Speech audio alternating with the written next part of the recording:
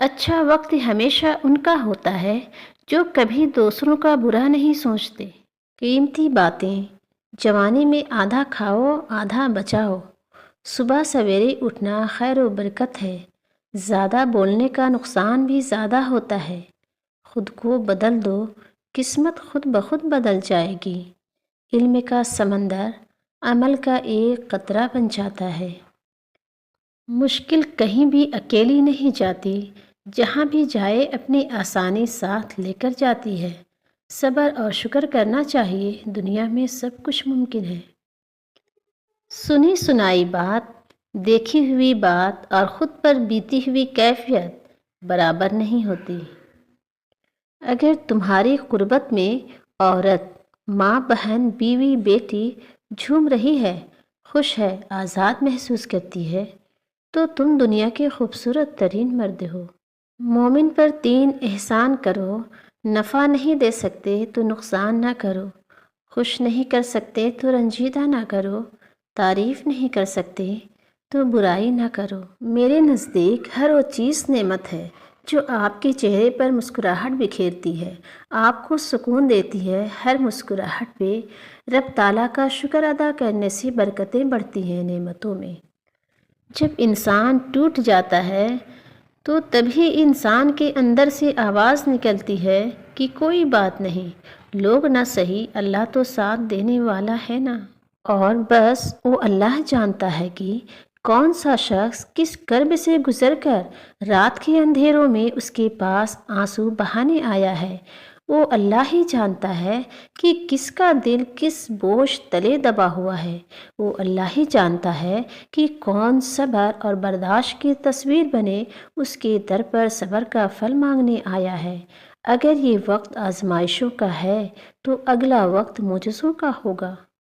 دعائیں تب اثر کرتی ہیں جب انہیں صبر کی مہر لگا دی جائے، اور صبر یہ نہیں کہ اللہ پاک سے مانگنا چھوڑ دو، بلکہ صبر تو یہ ہے کہ لوگوں سے کہنا چھوڑ دو۔ رشتوں اور تعلقات کی بقا کے لیے رابطے ضروری ہوتے ہیں۔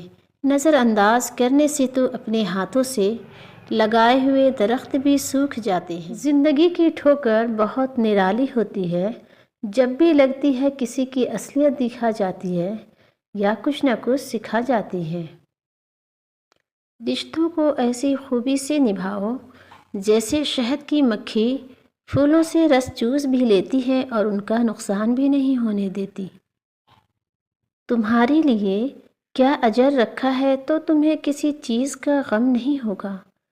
تمہیں آزمائش چھوٹی لگنے لگے گی اور اللہ کی محبت غالب آ جائے گی، مگر ہر چیز کا اللہ تعالیٰ نے ایک وقت مقرر کر دیا ہے۔ تم بھی دعا کرو اور بہترین وقت کا انتظار کرو، اور نصیب سے نہیں گھبراؤ، وہ تو اللہ کے ہاتھ میں ہے جو تم سے بے انتہا محبت کرتا ہے۔ خوش نصیبی یہ نہیں کہ رب نے مال، زمین، جائیدادیں کتنی دیں، بلکہ یہ کہ رزق حلال ملا ہو، سکون ملا ہو، مطمئن ضمیر ملا ہو، سجدوں کی توفیق ملی ہو، کیونکہ اللہ کے یہاں اخلاص دیکھا جائے گا، مقدار نہیں۔ یہ دنیا بہت پرکشش ہے، اپنی رنگینیوں سے انسان کو خود میں سمو لیتی ہے۔ اس سے بچنا بہتر ہوتا ہے، کیونکہ جو اس میں کھو جاتا ہے نا، یہ اسے بے مول کر دیتی ہے۔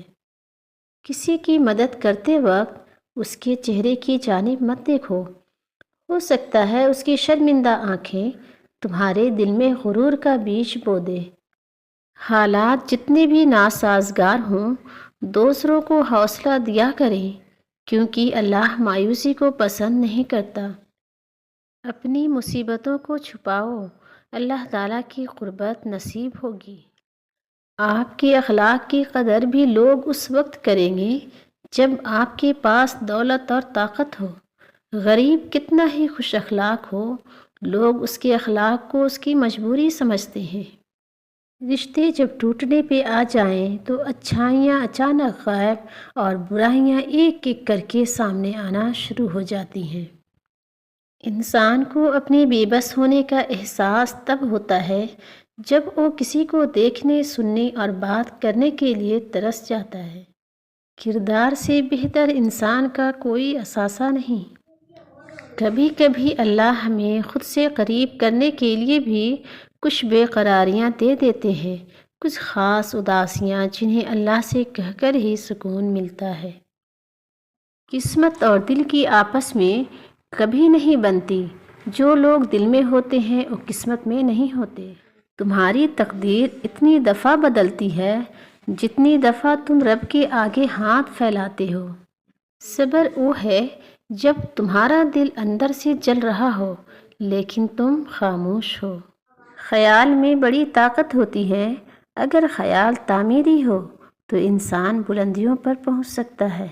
دعا کرتے رہو، یقین کامل ہونا چاہیے، وہ حضرت موسیٰ علیہ السلام کی طرح تمہارے لیے بھی راستہ ضرور بنائے گا۔ وقت پیسے سے زیادہ قیمتی ہے۔ آپ کو زیادہ پیسہ مل سکتا ہے لیکن آپ کو زیادہ وقت نہیں مل سکتا۔ رب ہی تو ہے جو انسان کی روح میں ہونے والی اذیتوں کو بھی جانتا ہے۔